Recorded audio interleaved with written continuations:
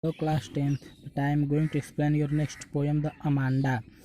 This poem has been written by writer Robin Kellen. This is the Klein, and this poem had been written by Robin Klein in her fun. Actually, this poem has some psychological aspects of a child. As usually, you know very well that child of each and every house or home is restricted, is chided, sometimes restricted for some bad habits or some negative aspects, are usually guardians, particularly parents, used to restrict child from doing each and everything. It becomes the habit of guardian, which is useless, maybe harmful. So here there are two speaker. One is Amanda, this is the little girl, and the other one is the inline, the mother of the child. And mother is giving some instruction, some guide to the child, but child wants to be free from the instruction of her mother. So whenever you will read a poem, you will find each and one para in open and second para in bracket, one para open again second para in bracket open, and in when you will turn page you will find para in bracket. So those para which are in brackets, these are the imagination thinking of that little child, and this little child Amanda is representing each and every child of the world, of the universe. So and the open passage is the statement of the mother, that is the mother is representing the whole guardian of the race.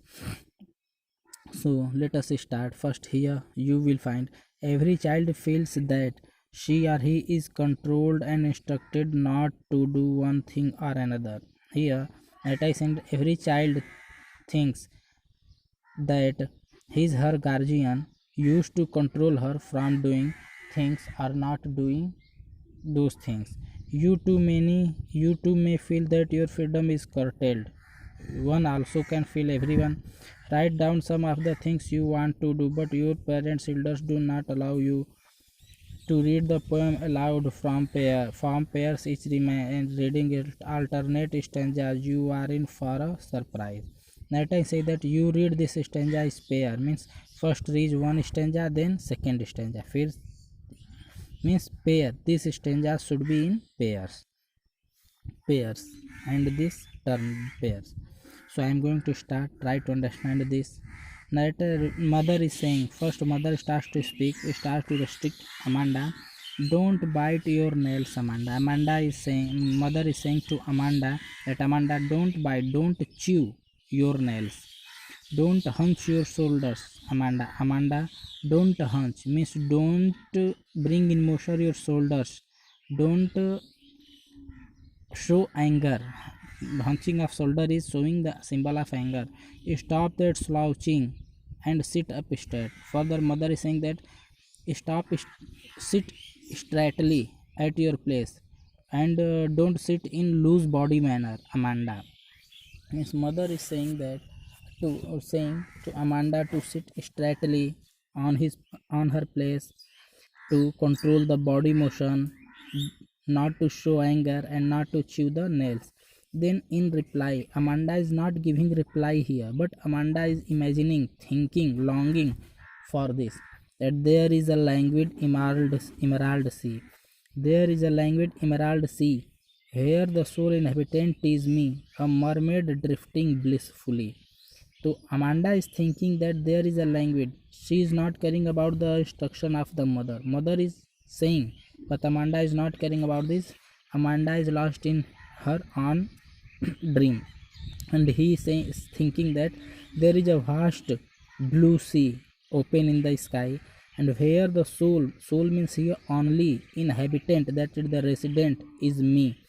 Me means here Amanda. So Amanda is thinking that there is a vast sea, blue sea, and there she lives only, and except her there is no other one who lives in the sea. A mermaid, and in which form? Amanda is in mermaid form, that is the half body Above part of the body is of woman and lower part of the body is of the fish. So she is in the form of mermaid, lives solely all alone in the sea, and by being living there he drifts blissfully, means he goes everywhere in the sea, wanders everywhere in the sea joyfully wherever she wants to go, and she wants to sail to, she wants to joy. This is the thinking, means longing of the each and every child to go, to move freely everywhere openly. Same thing is here by the imagination of the Amanda. Then again mother wants to starts to restrict, starts to order. Did you finish your homework, Amanda? Mother is asking Amanda whether Amanda has completed her homework or not. Did you tidy your room, Amanda? Further she asks, mother asks whether Amanda has cleaned. Tidy means clean. Amanda has cleaned her room or not. I thought I told you to clean your shoes. Mother is saying that whether you have cleaned your shoes, because mother has ordered or suggested her to clean her shoes. Amanda means all these are the orders from the sign type mother to complete homework, to come to clean the room and to clean the shoes. Then Amanda thinks again, starts imagine. Here Amanda is again not replying, and nowhere in the whole poem Amanda will reply, but Amanda starts to imagine again. I am an orphan. Amanda is thinking that she has lost her parents, she is parentless, she is an orphan without parents, roaming the street and moves freely, wanders freely in the open streets.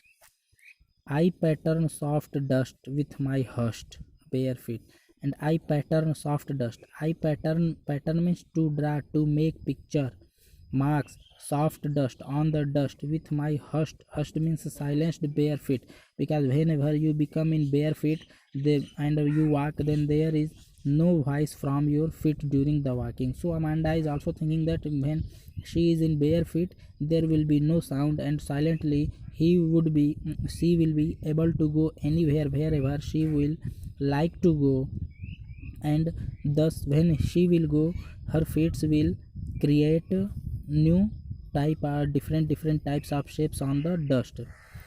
And further Amanda is thinking so because she knows that if he will be barefoot she will not use shoes in her feet, then there will be no question to clean the shoes, and thus she will be free. And also further she is thinking, I'm orphan roaming the street. Roaming the street means when she will roam, she will wander, move in the street openly, then there will be no question to clean the room, to tidy the room. And when she will be orphan, there will be no parent, then her when parent will not be with him, then there will be no order to finish the homework, means she will be, sorry, Amanda will be totally free from any order, any instruction, any restriction, any guide. Further she says the silence is golden, the freedom is sweet. So she imagines the silence is golden means there will be no restriction, no order for her to do anything, and thus there will prevail silence, and silence will give her freedom. The freedom is sweet, and thus when she will become free totally, then freedom becomes sweet, means she would be free, her life will sweet, she will move and wander everywhere wherever she will want to go. Further mother orders, don't eat that chocolate, Amanda. Mother is saying that Amanda, don't eat chocolate because your teeth will go rotten. Remember your acne, Amanda. Mother is saying that remember your acne on your face, Amanda. If you will eat acne, that is muhas, you will chocolate, then acne will more rise on your face. Acne means muhase. Will you please look at me when I am speaking to you? Mother is requesting, suggesting to look towards her, to the Amanda, when mother is ordering. Again this passage is showing order from the side of mother. Then again Amanda starts to imagine, instead of reply or carrying the statement of the mother, Amanda is again thinking, I am Rupanjal, I have not a care. Life in a tower is tranquil and rare. I shall certainly never let down my bright hair. Who is Rupanjal? First of all know this. Rupanjal was a prince of a country, and she was captured by her stepmother in a tower. A tower is here. Tower, what is tower? Tower is also Rupanjal was a princess Rajkumari, and she was captured in the tower by her stepmother. And that tower, what is tower? Tower is a long tomb building. Tower जो होता है एक बहुत लंबा खड़ा building type का होता है, और उसमें ना ही खिड़कियाँ दरवाजे होते हैं, ना फ्रेश एयर आने जाने के होते हैं, बस एक दो खिड़कियाँ होती हैं. Tower has only 1 or 2 Windows through which one can look out, and one is captured there, then there is no chance to come back to be free. So Amanda thinks that I am Rupanjal. Mr. Amanda is thinking that she is a Rupanjal, and I have no care, but she has no care for the any pressure or any torture from the side of world. Life in tower is tranquil. Further, Amanda is saying that life in tower means her home. Here tower is the metaphor, and Amanda is comparing her home like a tower, because she is also captured in home like a tower, as a Rupanjal was in the tower, and she was not free. So she is saying that life in tower is tranquil and rare, means life जो है tower की, home की, घर की, that is the very rare and suffering life. So she wants to be free from there. But further she is saying that I shall certainly never let down my bright hair. Why she is saying so? I shall certainly never let down, because when Rupanjal was captured in the tower, she used to look out through the windows of the tower, because there was no other way to go from there. And one day what happens, luckily from the side of God or by chance, one prince was passing through there, and when Rupanjal looked to that prince Rajkumar, and Rajkumar also looked towards the Rapunzel, and both fell in love, यानी Rapunzel और जो राजकुमार आया उधर से गुजरते हुए, वह दोनों एक दूसरे के देखकर एक दूसरे के प्यार में हो गए. क्योंकि कैद होने के नाते Rapunzel's hairs were so long, so she fell down her hair from the windows of the tower, and the prince of that area climbed up by holding or through the hairs, and thus he reached to the window of the tower. There he broke off the window, and with him he took Rupanjal and jumped from the tower and on the horse and carried the Rupanjal with him. So Amanda is saying that she would be free from tower, she would be Rupanjal, she will free from tower, but she never threw her hair through the windows of the tower for any prince. She will only be free. Then after that, suddenly again Mother starts to say, stop that sulking at once, Amanda. Sulking means to show anger from inner side, अंदर ही अंदर गुस्सा होना. So mother is saying that stop that sulking at once, Amanda. Amanda, stop sulking, stop to be angry inside. You are always so moody, you get angry suddenly, Amanda. Anyone would think that. And further mother is saying that if you will show your anger in such way, then anyone would think, कोई भी सोच सकता है, that I nagged at you, means I means mother, nagged means to show anger every time at Amanda and Amanda. So mother is saying that, saying or requesting Amanda not to show anger, not to be angry from the order of the Amanda, and mother is saying to remain free from the anger, because mother is saying all this for in the favor of the Amanda. And thus mother, this whole poem only shows that how the parents used to restrict their children, but children does not like their scolding, their chiding, and thus how the extra chiding, extra restriction from the side of parents used to cause harmful effect on the body or on the mental thinking of the child. And for this, how further through the brackets, that is through the imagination of the Amanda, narrator wants to show that parents should let free the children whatever they want to do.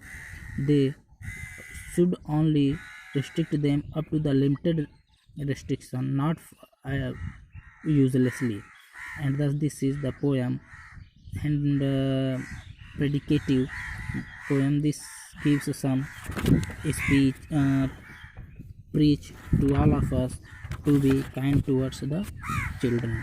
Thank you. If any problem occurs in class 10th, contact me.